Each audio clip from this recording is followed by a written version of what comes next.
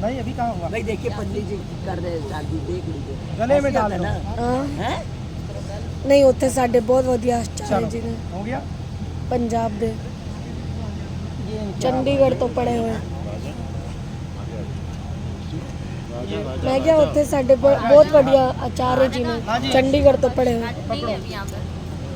आप दोनों एक दूसरे को देखते हुए परस्पर तव दर्शनम, एक दूसरे को देखते हुए मंत्र बोलते हुए जल में जल डालना है। मंत्र हम बोलेंगे, पीछे आपको बोलना है, और पहले आप इनके वाले में जल डालेंगे, फिर आप इनके वाले में जल डालेंगे। ठीक है? एक दूसरे को देखो, दोनों को आगे बढ़ाओ। क्या चाहिए? बोलिए ओम, बोलो ओम विश्वे देवा समंजंतो हृदयानि समापो नौ। आप इनके जल में जल डालो, फिर वो आपके जल में जल डालेंगे। डालो डालो पूरा। ओम विश्वे देवा समंजंतो हृदयानि समापो नौ। अब जो आपने अपना जल डाला निकाल लो, निकल जाएगा। नहीं तुम्हारा जल पूछ रहे हैं, जो तुमने अपना पानी डाला अपना पानी निकाल सकते हो। कि आप बात पर ध्यान दो। आपने हाँ। संकल्प क्या लिया? विश्व देवा, हे विश्व के देवताओं, समन जंतु दोनों मिल जाएं। कैसे?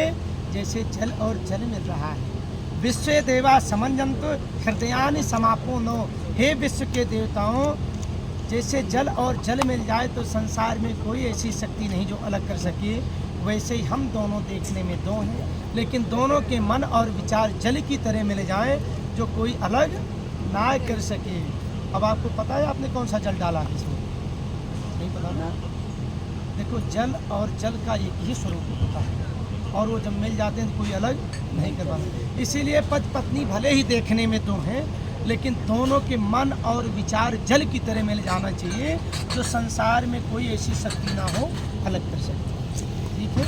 आपने सभी देवताओं से प्रार्थना किया, विश्व के 33 कोटि देवताओं से यही प्रार्थना किया है, समझ रहे हैं? और गृहस्थ जीवन का सबसे मूल मंत्र यहीं से प्रारंभ होता है कि हमेशा इस चीज़ को याद रखना है कि जैसे जल और जल मिल जाए तो कोई अलग नहीं कर सकता है, वैसे दोनों के मन और विचार जल की तरह मिल जाए। और देखिए जल और दूध में बड़ा स्नेह होता है। दूध में जल को मिला दिया जाए तो जल दूध के मूल्य का बिक जाता है, जल दूध के रंग का हो जाता है, और तो और जल दूध के स्वाद का हो जाता है। लेकिन इनको अलग करने की कोई विधि है? कितना भी चाहो आप अलग नहीं होंगे। दूध और जल अलग नहीं होते हैं, लेकिन एक पक्षी है जिसका नाम है हंस, उसको कहते हैं नीर क्षीर विवेकी। वो दूध को खींच लेता है और जल को छोड़ देता है। अब इस शरीर में हंस कौन है?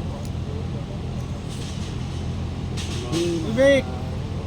इसके द्वारा अच्छी चीज़ों को ग्रहण करना है और खराब को छोड़ देना है।